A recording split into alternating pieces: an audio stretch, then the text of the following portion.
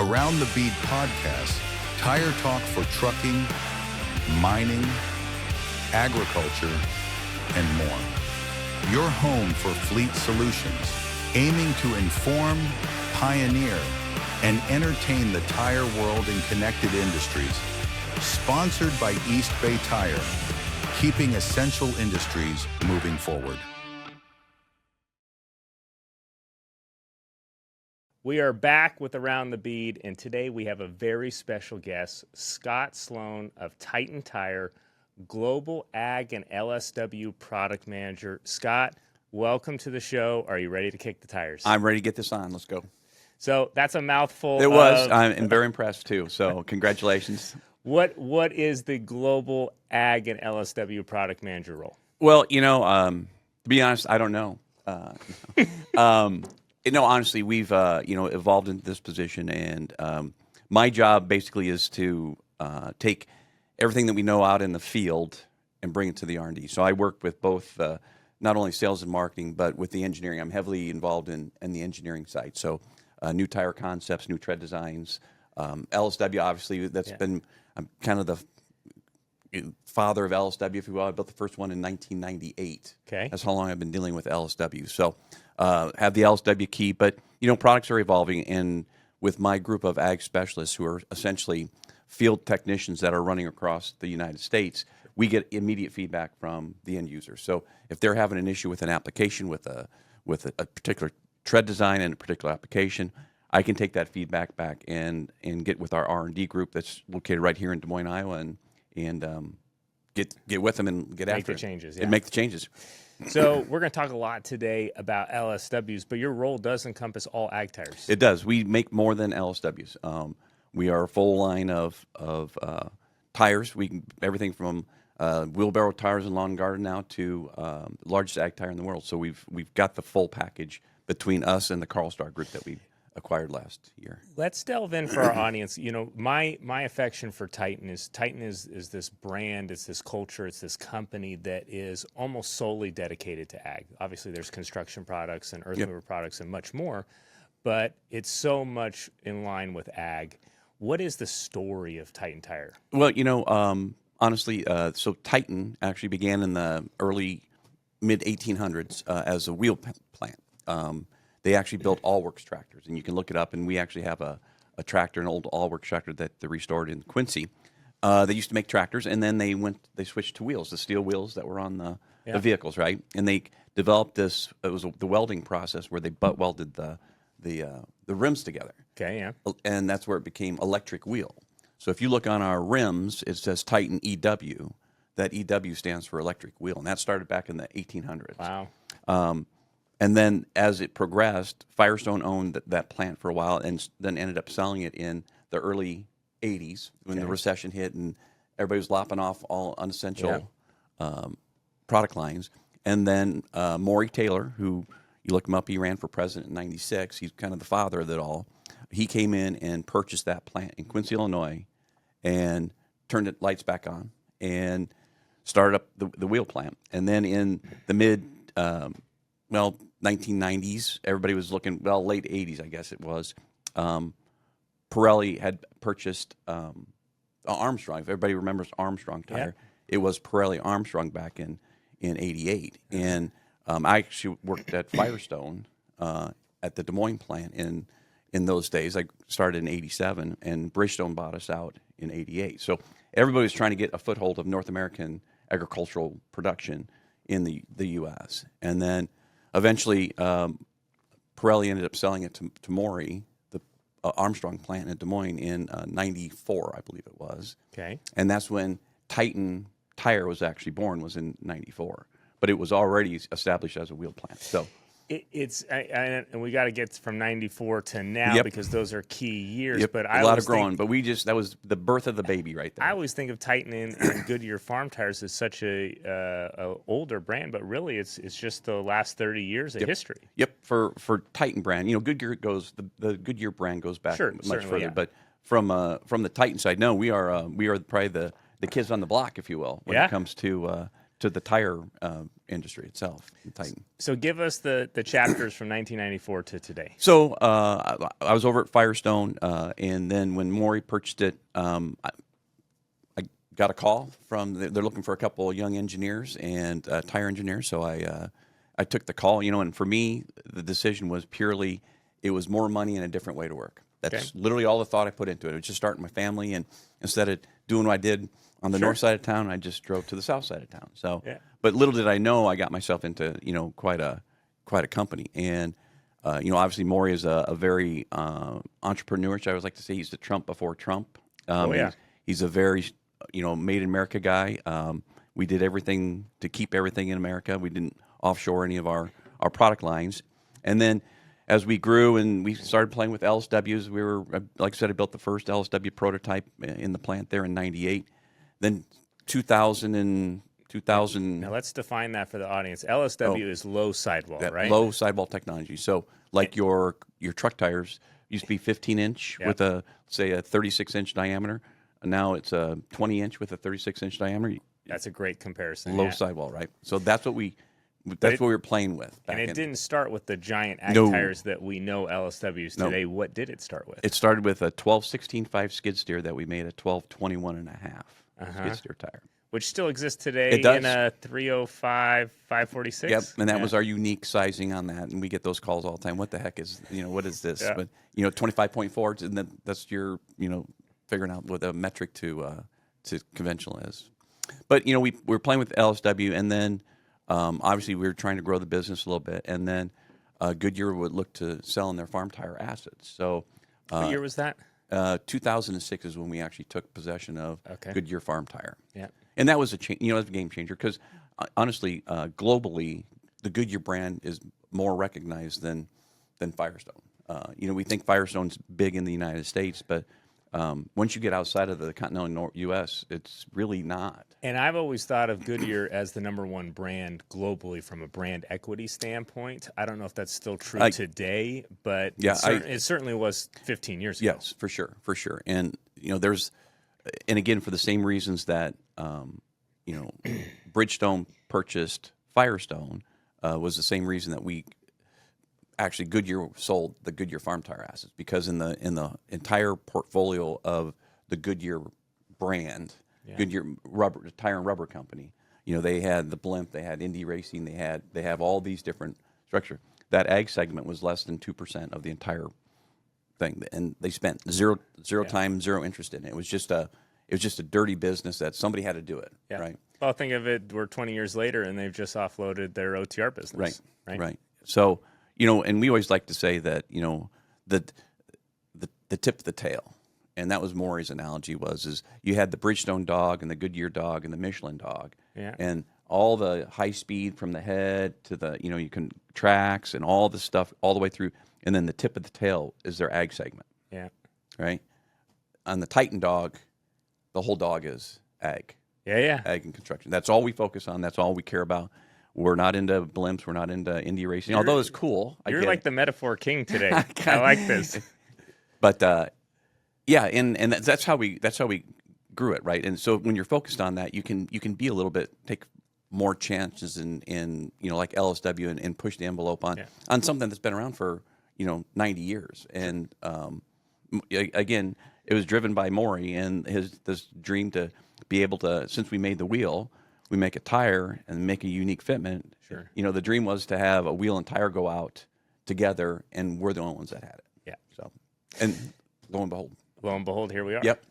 So let me dig on this Goodyear Titan thing for a little bit. When I saw the big LSWs come out, I thought for sure it was going to be Titan branded, right? I thought there had to be a future long term for Titan to stand alone outside of Goodyear. But they're now Goodyear branded. They are. We've got a few Titan LSWs. When we first started, there's a turf tire soft track size, and I can't remember the size off the top of my head, but for like a little Kubota M series and those types of things. But it was, again, a decision because of the recognition of the Goodyear name globally, that we felt that the LSW brand to be accepted globally would be better to be under the Goodyear brand. So that's kind of how, once we got into the ag segments of the larger ag tires, we switched everything over to Goodyear. Okay. So you guys got to the big tires, right? The 1100s, the 1400s. Well, so interesting. The 1100, if you can believe it, there's a picture of me, and I could send it to you. Maybe you could pop it up on here, of me standing in the very first prototype we built in the plant in 2002. So let's talk about that prototype and how it really came to be. Okay. Like, where did the idea come from? You're Well, building smaller tires. It's a low sidewall. It's a unique tire and wheel again, offering. it was we're trying to make a splash, right? We're this kid new tire company, and we're trying to, show a little innovation and things like that. And we developed our R&D, and that was kind of one of the projects from my background. Just a little bit about my background. So I started as a tire engineer. Well, I started out as a supervisor, but got into the process engineering at the Firestone facility. Okay. And that's why I said when they bought the Armstrong, they wanted a couple tire engineers. So me and another guy went over there, and through that got in and actually was the head of the engineering department there. And then in 2004, before we got Goodyear, I was VP of research and development. So I got into the mold design, how that process worked. And we actually had an R&D office in Akron, because everybody was in Akron, right? If you're a tire company, you had an office in Akron. It could be this little studio apartment, but you had to have an office. You had to have a presence. It was Tire Town. Yep. So Maury basically said, "F it, let's bring him back to Des Moines. We get him close to." So that was one of my big jobs, was bringing the R&D office to Des Moines plant, and that's where it is today. So a lot of the processes and things that they're doing today is something that another Jay Ogden, another engineer, and it was just a two-man show at the time. Yeah. Started up the R&D office. So once we got to that point, and I'll be perfectly honest, I completely lost my trend of thought. I want to know how the LSW came to be. The big tire. So I'll start with a rumor that I heard. Right. Okay. And that's what it's kind of fun. It's mythological. Oh, okay. I'm with you. How did the LSW came to be? I heard a story that it was a farmer in the southeast in Mississippi that was in wet ground and needed more traction, and eventually the concept was born from there. But where did the concept come from? How did the prototype work? Who tested it? Where did you test it? What was the first tractor running it? Okay, I remember where I was going with that, because that just the 1145 R46 and a half. Yeah, that's probably the most famous size. That was the most, but like I said, it was at the time. Maury wanted to be the biggest tire. Yeah, that's a Maury thing. It is, right? Yeah. There was nothing that it would fit on at the time, really. But it was the biggest, and that's what we touted it as the largest ag tire in the world. And he made a 63.5-inch mine tire, didn't he? Yes. At one point? Yep. Yes. Yeah. So that was the whole key, too, is he wanted to, if you didn't know, the taper on the rims are 5 degrees. So ag taper is 5 degrees. Okay. He went with an 11-degree taper. Why? That's the Morris taper. The Morris taper, yeah. And the Morris taper is your metal lathes, your engine lathes. Yeah, sure. Where you put your tool post in the tool. Oh, yeah. That taper is 11 degrees. The Morris taper. So it really grips, right? Yeah. So that was the plan, was to use a Morris taper that grips like a mother on that, put it on the rim and tire. We wouldn't have any rim slipping. Okay. So that was the theory behind it. And he was going to patent the 11 degree. Is the so sometimes you'll see patent pending on the tires, the older tires. Yeah. That was for the 11 degree. Is the taper still 11 degree Nope. today? No.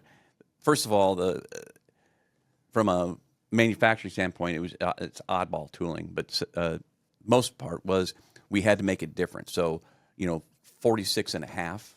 Yeah. There's 1145 R46.5. Yeah. That kind of, we did it for a number of years, but trying to pitch it to the ag market is very slow to change, right? Even on going from steel wheels to pneumatic, it took 15 years to get as good as rubber tires seemed like it was, right? At the time, not everybody just jumped over to it. No. And so it was a slow to reception for the OEs to even sniff around it. So we just made the decision to go back to the 5 degree taper. So that was part of this learning process of it. We still had the 1100, and we still, it's funny, I still get calls. Somebody finds a 1145 46 and a half in a a yard someplace and wants a wheel for it. I said, no, we'll just scrap that thing because you put that on a 46-inch wheel, it's just going to be a mess. But Okay, so owner and CEO says, I want the biggest tire in the world. Yep. You guys build the biggest tire in the world. Where are you going to test it? Where are you going to get people to try it? Again, those were all great questions at the time. Yeah. But combines, they fit on combines. That's kind of where there's a lot of opening for the combines. Larger, because that tire is actually, if from an OD standpoint, right at about 83, 84 inches tall. Mm-hmm. We call it a Group 49, and that's a rolling circumference index measurement that most of your farm tires today, like your 870-38s and your 710-42s, are a Group 48. So they're average, they're about 82 inches in diameter. Is that where that Titan model, didn't you guys have like an AG 49 for a while? Yep, 49M, but that was just, didn't have anything to do with the rolling circumference index. But anyway, so it was tall, and only really combines could accept that Group 49 tire. So we put a lot on combines, but we were put them on four-wheel drive Steigers. Yeah. But we might have been cutting a few fenders. Yeah.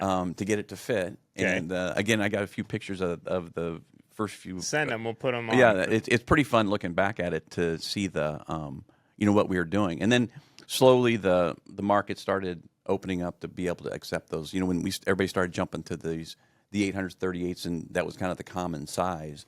Then fenders opened up, and you were able to get this tire up underneath there. There's still some tractors that it won't fit under, but okay. The other one I heard is that Maury personally went to some of the biggest farms in America to sell the tire to work deals. That's how we got the whole. So again, we've been pitching this thing for years, since it run flat, and actually Caterpillar has a low sidewall. They offer a low sidewall on their skid steers. Yep, and that's our tire. Yeah. But it was all in that industrial stuff, and it just wasn't really going anywhere. And so we decided, we had a meeting, and I'll never forget, we had a meeting in Detroit, all the engineering, and Maury says, I want 800 with a 46-inch wheel in it. And it's like, okay, because we had the building stuff, and we were able to build it. It wasn't like it would be a big cost. It was just a matter of changing the mold. And we ended up putting this tire out. 855 R46 was the first size. Matter of fact, those prototypes are still running today in Marengo, Illinois, on the original. Wow. The original tractor and the original guys. If you go on our YouTube page, that we just dropped a video of them talking about those tires. Mm-hmm. They've been out there since. They didn't even have anything stamped in the sidewall. We didn't know how it was going to work, so we didn't take the time to engrave Titan or Goodyear in the sidewall. Yeah. We just hard stamped the size in it and called it good. Right. Yeah. And they're still running. It's kind of unique, but so once we got that going and it worked out, it almost higher than our expectations were. Mm-hmm. Then what we needed to do, we had this brand new product that nobody knew what, L's what type of thing. And so Maury got a list of 70 some of the largest growers in the U.S., and he just went flying around and dropping in on them and offering them up LSW assemblies for their tractors. These are the guys that buy a lot of equipment. They're the ones that influence what the John Deeres and the Cases and everybody does. Absolutely. Right? And if you can get a product in their hands, kind of in the backside, and let them use it and get them hooked on it, then they're asking the OEs, hey, how come you're not offering this from the factory kind of thing? And that was how we kind of got into it was kind of a groundswell of support for LSW based on, and it was all free. It wasn't like we were charging them for it. I heard that too. Yeah, we gave a lot of LSWs away, but that's how we got into the marketplace. I mean, in retrospect, it was a great strategy. Absolutely, it was. You guys now have OE positions. Is it an option? Yep, on every color tractor we've got. Every color tractor. Yep. Before we get into what the LSW does from a yield perspective and a tractor performance perspective, tell us about Big Bud. Oh, Big Bud, that was a great project. I remember seeing Big Bud for the very first time, probably in 2008 or 2009 at Farm Progress in Boone, Iowa, and it had these big tires, and the tires were actually made up in Canada. I remember coming back from that show, because the tires were rotten out then. Yeah. And I thought, well, that'd be kind of fun if we could find that mold and we could build that tire. Right. And so I started digging around. Come to find out, they destroyed the molds. The United Rubber of Canada is where it was produced, something like that, and the molds were destroyed. So anyway, that went to sleep for a while. And then, a few years ago, I got a call from Paul Beckstrom up in Janesville Tire in Minnesota, and he asked about the Big Bud. And I said, yeah. And it was actually sitting in a museum, a tractor museum in Clarion, Iowa. Okay. And just sitting there, it's just dust, bird crap on it and the whole thing. And he asked if we, I thought about what could be put on it. And at that time we had the LSW 1400 30R46, which is still the largest ag tire in the world. And I said, well, what if we dualed up 1400s on that? Yeah. And so we met with the Williams brothers, Robert and Randy, and met them up at Clarion and kind of showed them what the tire looks like. Obviously, the tire was shorter than the tires that they had on there, but they were significantly wider. So what it was going to do is going to widen the stance and lower the profile of this tractor. So it's not going to be standing 14 foot in the air, your eyesight. So it was going to make the tractor look different. Okay. But they were all in on it. And so we started that project up, and it was during COVID. Was it 2021 when we did the conversion? Mm-hmm. And if you Google, Titan Big Bud 747, there's a few videos on it. Welker Farms, we were partners with them. They did a video on it, and we did a video on it, and there's been a few. But we put those 1400s on there, and it's about 26 and a half feet wide. The tractor is now. Yeah. And I'll never forget the freaking huge. It is huge, and it's seven. How much horsepower? 1100. 1100 horsepower. Yep. Yeah. And this is a tractor that was built in the 70s, so that's far ahead of the. Ron Harmon out at Big Equipment. We got to know him very well, and he's the one that designs the Big Buds. And this guy he can draw up a tractor. He's the one that drew up 747 on his napkin. That's the guy. So it's pretty cool to get to know the history of Big Bud. And we were talking, when you go to these farm shows and things like that, you've got your red guys and you got your green guys, but everybody's a Big Bud fan. So it's like the Switzerland of the tractor fans. So everybody can go there and feel safe. So that's been a huge thing for us. And Welkers got 1400s on their new one that they're building now, and that's going to be at Farm Progress. So we've always had a Big Bud with LSWs in the last probably 6 years at Farm Progress. Did I see there's a new Big Bud coming? A bigger one? As far as, yes. So Big Equipment is actually producing new Big Buds now. Like, not what Big Equipment did is they built up until like the mid 80s. And then what they've been doing is rebuilding tractors. And I was talking to Ron, he said there was like 325 Big Bud tractors that were built between 76 or 74 and 86. 370 some of them. Uh-huh. And so they're rebuilding them. Of that 320 some, there's still like 290 running. The other ones got destroyed in fires or get out of here. Yeah, that's how durable those frames are, and the transmissions and that's why he builds them that way, is unlimited rebuildability on them. So he's got those frames that's on this new Big Bud that he's producing now. Yeah. 40,000 hours on the frame. Holy smokes! Yeah, and he doesn't put anything in those tractors if it hasn't been in a mining setup for the last 15 years. Okay. So you go to Napa and get all the parts for the transmission. You get all the parts for that way you're not stuck to some. You're not frustrated waiting for the and you scanner. You can plug in your scanner, and if you want to change the horsepower on it, you do whatever you want, and you got total control of the tractor. So cool. And that's the way he goes to market. So the right to repair kind of thing. But yes, so it's very fun. But yeah, Big Buds are it's pretty cool getting involved with those guys. Coming back to LSWs, what's their value? Where are they working? What regions? We were talking about tracks, right? Yesterday we were talking about tracks, and that was kind of the thing that we were going after. And this was even before John Deere had their 4-track. It was all everybody had case cod tracks, and we wanted to go after it like we could make a tire that would perform in the field just as well as tracks, but be significantly less money for that. You know, a track machine, between a track machine and a wheeled machine of the same horsepower, you're looking anywhere between $100,000 to $130,000 more just for the tracks. Sure. And the amount of horsepower it takes to run each corner of that track is 30 to 40 horsepower per corner. So you're drawing that away from the actual power of the tractor, right? Just to have tracks on the ground. With the LSW, because of the low sidewall technology, we're able to eliminate things like power hop and road lope, which were the two major things that people didn't like about pneumatic tires. Because let's just say you got a 9R, let's just say a Steiger. We're talking tracks now. You got a 520 Steiger, and you're rolling down the road in tires, and you got 870 38s on them, and it starts this loping, right? Sure. And it becomes a harmonic lope. The tractor just keeps building and building, and this tractor weighs 54,000 pounds, 55,000 pounds, and you're going 25 miles an hour. It's kind of unnervy, right? So you got to back it down and let the tire settle down, and then you take them back up again. Yeah. And it keeps doing that. With tracks, you don't have that. You just run, not that they could run 24 miles an hour, but they didn't have that road loping issue. So with the lower sidewall, if you think about it as, and this is my pitch on LSW, with that lower sidewall, if you think about that as a spring, right, and you have that long spring of the conventional tires, Sure.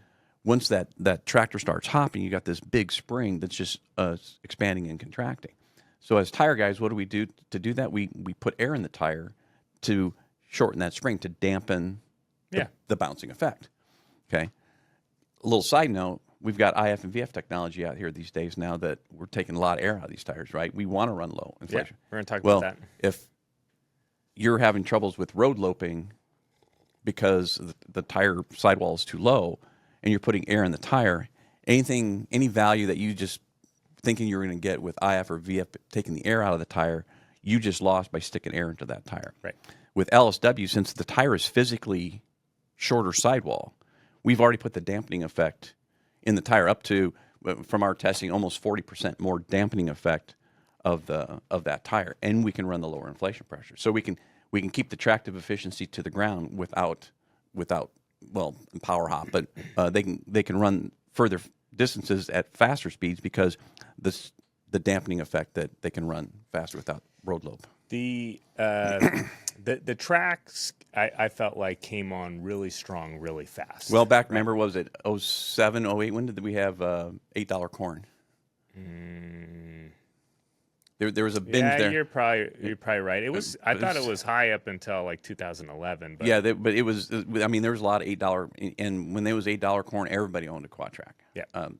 But obviously that's not the case now. So the value proposition is a lot different now. And I talked to a couple large farmers at World Ag Expo in Tulare, and they shared that same sentiment. Both large farmers and dirt movers, that they have track units, and the track performance from a speed standpoint, a traction standpoint, even a low soil compaction standpoint, great, right? Now, they're not measuring against anything else, but they expressed a huge amount of concerns of the cost of maintaining the track units. And a lot of moving parts. And some of them, and some of the, not only the moving parts, but the availability of the parts, the whole supply chain and service of the parts, and had switched to LSWs. And that seems to me the most powerful argument for LSWs is you're going to see similar performance to tracks, but your cost is so much lower. Right. And if, again, I encourage people to go out to the Goodyear Farm Tire channel on YouTube, and we've got hundreds of videos there, 4-wheel drive sprayers or whatever, but whatever you're looking at, we've got it. And that's been the thing is, so now the tires are getting so big with the 1250 and the 1400 that, and I always talk with the track people, and I believe me, I talk to a lot of track guys. Sure. And they're my favorite conversation, actually, because if you think about it, that track, flotation and compaction are two different conversations. Yeah. Flotation is just merely square inches on the ground, right? If you threw a piece of cardboard on a mud puddle and you walked across that, you wouldn't get your shoes muddy in that mud puddle because it would float above the. But think about what's happening underneath your foot. Yeah. That's compaction. And we've done studies where we've dropped like the 1400 on on a pressure pad that we have at the factory, at the plant, to measure the footprint areas. And we took that out to a dealership in central Iowa and dropped 1,400 on a 9620R, and then we dropped the track on a 9620RX down. Yeah. And the average ground bearing pressure was almost 8 pounds more across the entire footprint on the 8RX, and the peak underneath the bogies, the mid rollers, was almost 40% higher than the. Wow. And you think about it, that's the foot walking across the mud puddle. So that right there, from a compaction standpoint, the track is a horrible machine. It's significantly heavier machine, and the load's getting carried on just a few pressure points across the field. I want to come back to your track guys comment. Okay. I don't typically run into a ton of track guys. You know, you talked about the green guys, the red guys. They're dedicated to a brand of equipment. But I see guys out there with a 9RT and then the X version, the standard version. I mean, they're running tires and track They units. are, but there are a lot of people that they got tracks on their combine, tracks on their tractors. They might have a wheeled machine, you know, like 8RX. You know, 8RX is still kind of a machine that it's probably a little overdone, and people don't see the value with that, as expensive as it is and what they gain for it. But no, there's people that, especially like on combine, they feel that tracks are the only way to go. And but again, we have had enormous success with our LSW, especially on combine. I see the same loyalty with LSWs too, though. I'll run into farmers. Well, I don't across mind the that. United I don't States. mind that at all. We'll finish on the tracks versus LSWs. Yeah. The LSW, I mean, there's not a lot of data out there, but I feel like those market sizes are pretty similar right now. As far as LSWs have a substantial piece of the ag market, and so do tracks, and I pencil them pretty close to the same. I would say, you know, that's been our biggest. You know, we're going after the track people. That's what we're going after. And you know what, you can go all you want with you know, IF and VF and those types of things, but that's going to take the grower actually managing inflation pressures. I always tell people, you can spend all this money on IF and VF technology, and it's a great point of sale conversation, is you can run 40% less. What do you run in your tractor tires now? I don't know. That's the usual answer. It's literally the answer. So, because somebody might be tuning into this podcast looking at the big tires, the teaser trailers, what's VF and IF technology? Okay, so VF, so let's just say your standard tire carries 100 pounds at 100 PSI, okay? Just to make the math easy, because I like easy math. An IF tire means it stands for increased flexion, and that says that you can run that same 100 pounds at 20% less inflation pressure, so 80 PSI. They're structurally enhanced tires. Yes, they are. They are. Yeah. So, you know, for years and years, keep the air in the tire, keep the air in tires. So now we're telling people to take air out of the tires, right? Yeah. It's just, again, counterintuitive, but that's just where my head's at with this. We're making it complicated, but anyway, VF is very high flexion. And by the way, IF and VF have been around for almost 25, almost 30 years. Have they really? Yep. Isn't that crazy? It literally, the technology's been around that long. So to me, there's nothing that defines. I mean, it defines IF is 20% less, and then standard, VF is 40% less. Yep. But how a manufacturer gets to that, there's no definition out there, is there? As far as gets to what? Gets to that standard structurally, construction wise. Like, how do they do it? They're enhancing the beads. They're enhancing lower inflation pressures take. You don't need as much bead because lower inflation pressure. But the body plies and the bells and whistles inside the tire are enhanced because you want this thing to be able to run cool, because the lower you run them, the more heat it builds up. So you want as cool running as you possibly can. And yeah, it's been a journey for sure. Yeah. Beads, belts, tread compounds, those types of things. I know you're on the LSW side, but could we collectively say that LSWs or tracks or VF are better for yields, better for farmers? Yes, absolutely. Okay. Yep. If on the VF and if they're run properly, and like I said, I tell people, if you went, you'd be surprised at how low you could run your conventional tires now. Oh yeah. And gain without spending, because we can tell them all about this great IF and VF, and they're not going to run out and switch every tire over on their plant or their farm. Yeah. But what they can do is do like an audit and say, okay, and this is what my field techs do. They go out and do farmer visits, and I encourage people to give us a call. But we'll go out and scale you up and make recommendations based on the weight. So what happens? You know, I always go to these. I do a lot of talks, and I ask people. So, raise your hand if every morning you check the fuel, check the oil, and check the air in the tires? Nobody. Right? Nobody. How about once a week? Check. Nobody. Once every couple weeks? No. Once a month? You might get maybe a shy hand. Yeah. But usually they roll it out of the shed, and if it doesn't look low, they don't check it. And if it does look low, what do? They look on the sidewall of the tire, max inflation. Bam, hit it. That's literally tire maintenance 101. And I think that's why a lot of companies are chasing the pressure solution. Mm-hmm. It's education. Your LSW ag distributor on the West Coast actually puts tire pressure sensors in the LSWs before they get them to customers. They're Bluetooth sensors. Mm-hmm. I mean, if you're going to spend that kind of money on a VF tire or an LSW or really any tire, the pressure matters. Yep. And I think, and I kind of give IF and VF a hard time because, like I said, I know what farmers do. You are the ag product manager who makes them. We got it. Just give us a call. We'll get you taken care of. But until you're able to manage it and take it full advantage of it, it's to me, it's useless technology. So with LSW, just because the tire is physically different, it's literally bolt-on technology, and they're so big and so much. You could be a few pounds off on your inflation pressures, and you're still going to gain a tremendous advantage over conventional tires. So I'll tell you, and just FYI, all of our LSWs are calculated to VF tables, load tables, so they're all VF tires. So remind me, what year did you come out with the bigger LSWs?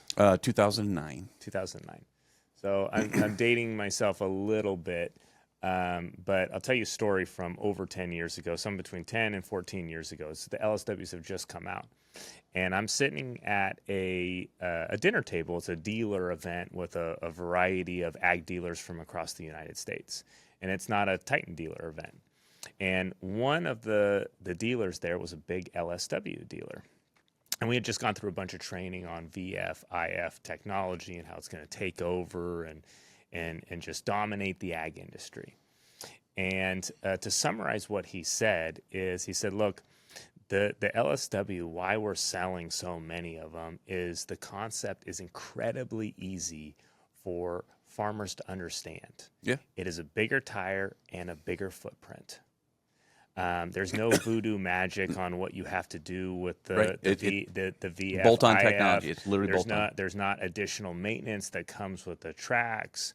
And our folks are incentivized to sell it, to make it work for the farmer, and then they can see the results of it almost immediately from a traction and a yield standpoint. I think, with, let's just say conventional, but LSWs too. But with the advent of CTIS, that's going to come. Right now it's kind of a novelty, and a few guys are spending money on it. But CTIS stands for Central Tire Inflation Systems. So it's onboard inflation systems for your tractor. So, if a tire needs air to carry the load. So if you got like your planter folded up on your rear axle, you're probably 12,000 pounds heavier than it is when it's unfolded. Okay. So the farmer goes to his field, has, let's just say, 23 psi in his tires to carry that planter. He unfolds it. Now technically he's overinflated so that farmer's going to get out and he's going to take all those inflation pressures down to 9, because that's where you could actually run those tires at with the planter unfolded. And so when you let out a tire, what do? The tire goes flat, right? Yeah. But the footprint gets longer, and it puts bigger, more inches on the ground. And that's the whole theory behind IF and VF is deflection. So nobody's going to do that. Right, let's just face it. Nobody's going to do that. So it's compromised. So right now, everybody's compromising. They'll put the air in it and run it. But now with CTIS, they could take it down to field inflations and then up to road, and then take it back up automatically. What do you say to the VF, IF folks who say, listen, the flex in the tire is a crucial component, and that doesn't exist with LSWs. The sidewalls are just simply too stiff. Well, I would say that's just a function of they are flexing. It's just there's not as much sidewall there to flex. You can see when you're down to some lower inflation pressures on the LSWs, they're squatting pretty good. It's not as obnoxious looking as a standard, like an 80 aspect tire, Yeah. like a 480 tire.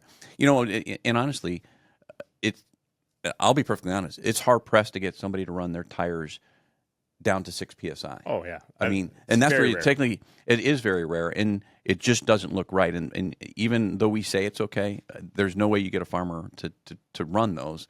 And I'm, in my area in Iowa, especially like in the spring, you set your inflation pressure. Let's just say you set it at 7 psi, right? The guy's wanting to get down there, and he sets it in the middle of the afternoon, and it's 65 degrees, and then goes to bed, wakes up, it's 35 degrees. Now, what's the inflation pressure on that tire? Yeah, right, it's 5. Right, exactly. Yeah. So that's a concern. So you got to kind of take that into consideration when you start getting down into the bare minimums. That's where, again, CTIS. Once those come on, you flip it to road inflation. They pumps them up, and you flip them to field inflation. It pumps them down, and eventually, I think they'll get there. And then that's where I think IF and VF is be a good argument. How far away do you think we are from standardization of CTIS? I would say in the next 5 to 7 years, you're going to see a pretty big impact of systems. I think people are still leery of the value of it. Yield studies are hard to put down. But you're talking about analogy. Yeah. So remember growing up in high school and you had your buddies borrowed his parents' car and it had the electric windows in it. Yeah, Right? It's like, oh my gosh, look how cool. You got electric Yeah. windows. And because everybody had the cranks. Yeah. Well, now everybody's got electric windows. It's like no big deal. And very rarely do you see a crank car anymore. Okay. That's the same thing with CTS now. When you come across those tractors, like, oh, that's pretty cool. But, back in the day, you had to pay for the electric windows. And now I think it's going to become more of a standard option on the tractors. The performance gains are huge. I think it's got to happen, but it's got to happen from an OE level. Right, absolutely. It's not going to be an aftermarket bolt-on. Yep. Dealers or equipment dealers, tire dealers, farmers. They're not going to pay for it. Fence really been pushing the onboard systems, and Deere came out with their 8R with the onboard system. Again, in the farmer's head, is that worth the upcharge? But I think eventually it's going to become more of a standard than it is going to be an option, is how I see it going down. Okay. LSWs, you talked about combines. Where else do they succeed really well? Well, combines and, where we see it is in your mechanical front wheel drives. Our 1100 45R 46 and 1000 4532 that's like I think back, and it was just pure ass luck that we hit that, because that was the very first fitment. Larry Saget up in Michigan, we put that on there, and he was a potato farmer up there, and he just loved them, and it just so happened that it worked. So for the people out there, 1100 45 46 again is about an 84 inch tall tire. The 1000 45 32 is actually our 1050 25 tire that was on Terragators. Yeah. Turned For into years. It turned into LSW by going to a 32-inch bead. Yeah. So that's where that tire is. And those two ODs happen to be the exact right combination for the gear ratio on a mechanical front wheel, North American mechanical front wheel drive. And it was purely just by chance. We talked about it. And anyway. Like in golf, better lucky than good. Exactly. Yeah. And so it took off from there. And just by bolting that onto your mechanical front, you're gaining almost 40% more footprint on the front singles versus the duals, like a 380 duals. Sure. And in the back, if you had 480 50s on the back, you're picking up about 10, 12% on the back. So overall, your tractor, just by bolting, not doing anything other than bolting 20, 30% in there. about 30%. Yeah. Yep, underneath that tractor. So that's been the whole theory. Now, where that becomes the rub is that means that you're going to run over the row for your row crop guys, right?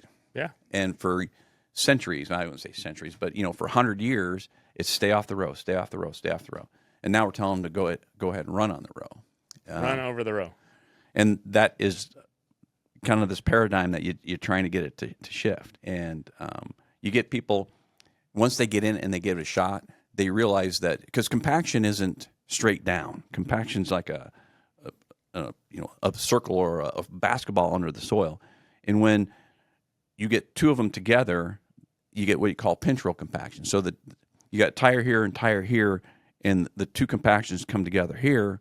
You're not touching that row, but you're double compact because as it pushes that soil out, it's really compacted underneath the plant itself. You're not touching the surface, but you're, I see what you're saying. It's yeah. So like kneading dough. Yes. Yeah. And when nice analogy there, by the way. I like that. Once that plant starts growing and the roots start going down, that you run into that compacted soil. So then they'll actually start fanning out. They'll start going sideways. We've done numerous planting trials with the LSW versus duals, and when you pull plant samples in the LSW plants, the roots are going straight down. Where the duals, they're trying to find the path of least resistance, so they're fanning out. They don't go as deep, and we've seen that dozens of times. Huh. Yeah, but that's been huge. And then from a purely a cost standpoint and power to the ground, it matches the horsepower. 400 horsepower, whatever, 410, whatever we're at now. That size of tire is just this like the sweet spot of being able to pull heavier tillage equipment. We've got guys that have put 1250s and 1400s on the rear with our 1100 35, 32 on the front, but that's just a lot of tire for that tractor. And it looks cool. We work with Cole the Corn Star. People were YouTubers out there. Cole, when we approached Cole about it, I was going to put him in the 1100 and thousands because they got a 380 Magnum, and he wanted it for the wow factor. So it's a cool looking tractor. I always get that when I'm talking to LSWs with farmers. It's give me the big one. Yeah. Right. Yeah. But the 1100 covers so much. It's been the perfect size, and that's been a great fitment for us. Obviously, 4-wheel drive since we got the 1250s and the 1400s replacing your 710 and 800 duals. A lot of land leveling guys, scraper pan guys, like it because it's narrower than your 710s. It turns sharper, keeps them going. What size is that? The 1250s. The 1250s. Yep. And some are putting even 1400s on it. 1400s. Yeah. But like the Case Steigers. Yep. So there really is. I mean, we're kind of into everything, and then self-propelled sprayers. I mean, we're literally on everybody's. If you go to build a sprayer, you can pick up LSWs, 800 46s or 710 65 46s. Now we've got not only do we have the R1 Opti-Torque, we have our R1 R14, which is the hybrid. The hybrid, yeah. And that's coming out in the 710 and the 800. I'm excited to see where that goes. There's been a lot of positive vibes on the hybrid, the hard surface designs. I think fit a lot of applications. And slow adoption, but I could see it. Taking off. With I think from we were talking yesterday. just where the market's going to go. Yeah. I think you're going to see more of that, of the getting away from the traditional long bar lug designs, and you've got we're already looking at rolling resistances of what different tread patterns do. Everybody knows if you put a snow tire on your car or your truck, your fuel economy goes down because it's working against the rolling of that tire, and trying to come up with a lug design that has traction in the field but rolls easily on the road. That's going to be the challenge, and we're looking at that now. Chasing it.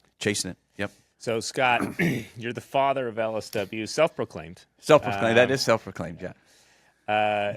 Big Dog Energy, your BDE moment. What was a moment in your career where you felt like this is where I want to go? This is what I want to keep pursuing. I'll be honest. I told you I literally touched on it when I was standing in that tire and it was still 300 degrees in final finish, and I'm standing in that 1145 46.5 down in final finish and tighten it, and I thought to myself, this is pretty cool. Because we were the only ones with it, right? And, sure. And I had my hands all over it, and my guys in the department brought that Before thing. there was real social media, you before- built something. I had this little Nikon camera. It was electric. It was back when we used to take Polaroids. Yeah. But now this is our first electric or digital camera, and I'll have to send it to you because it's a lot younger Scott in those pictures. I'll tell you that much. Sure. Well, that tails into my final question, which is we do a segment, Blast from the Past, favorite beads. You've seen Maury build a zillion different types of tires. What's one of your favorite tires that's no longer produced? Well, he had a. Okay. It could be a Firestone tire. It could be whatever this you is want. no. This is and there was. So, the concept was, instead of buying a self-propelled sprayer, Yeah. that we could help the farmers convert their mechanical front-wheel drives into a I'm trying to. mechanical. Okay. Okay. So, what's the tires that they put on self-propelled sprayers? The most common. 380, 90, 46. Exactly. So, what tire on a mechanical front-wheel drive matches a 380 90R46? In height? Yeah. That would match. That would match. So the gear ratio 1.332 gear ratio. So I'll because you're never going to get it. We built a 320 70R 63 inch tire. Or no, 70. No, excuse me. It was 72 and a half. 72 and a half. I remember this now. Remember it? Yes. I had almost $250,000 in tooling because we were blowing stuff up left and right. I mean, It just wasn't. There was just so much in the curing process. For the people that don't understand, there's a lot of pressure inside, and if you get a ring that's 72 and a half, the material that it takes to hold that pressure back is a lot. And we were kind of learning as we went. And like I said, we had about $250,000 invested in that tooling for that tire, and we actually showed it at a Farm Progress show. We had it, and we built, I think, 12 tires. Yeah. And there's a guy in Iowa. He called me a couple of years ago. I got pictures on my phone too on that. With the he's running it with that tire running with the 380 90R46 on the front, and he sprays beans, and it raises the tractor up quite a bit, so he can get into beans really late, and not covering them. But that was a very expensive tire. So that's kind of one of my faves there. Well, if you still have the tooling, I want to see it next month when I'm at the factory. Okay, all right. We'll see if we can drag that out. But, well, Scott, any last comments on LSWs? I again, it's for me. It's been I'm kind of towards the end of my career, and it's, you look back on the stuff that in the tire industry, what we've done, and I think Titan, again, Maury was the drive behind a lot of this innovation. Is we were doing things that nobody else would even care to think about because everybody just wanted to stay in your lanes, and that's the one thing that he didn't want to do. And basically, it's been a disruptive technology because now everybody's kind of chasing us now with similar sizes that they're now coming out into the marketplace with. I think a lot of the other manufacturers just didn't want to admit that it was a good idea, that Titan came up with a good idea, that we had that, and I think now it's kind of come around, and it's really nice to see the fitments and it working and the product working. That's the big thing. I told you last night, I got a mold shop storage area full of great ideas. Yeah. So not every one of them worked, and the ones we have, it's been a fun ride for sure. Well, it's a great story. Yep. Scott, thank you so much. Absolutely. Thanks for having me. Glad. Let's air this one up. All right.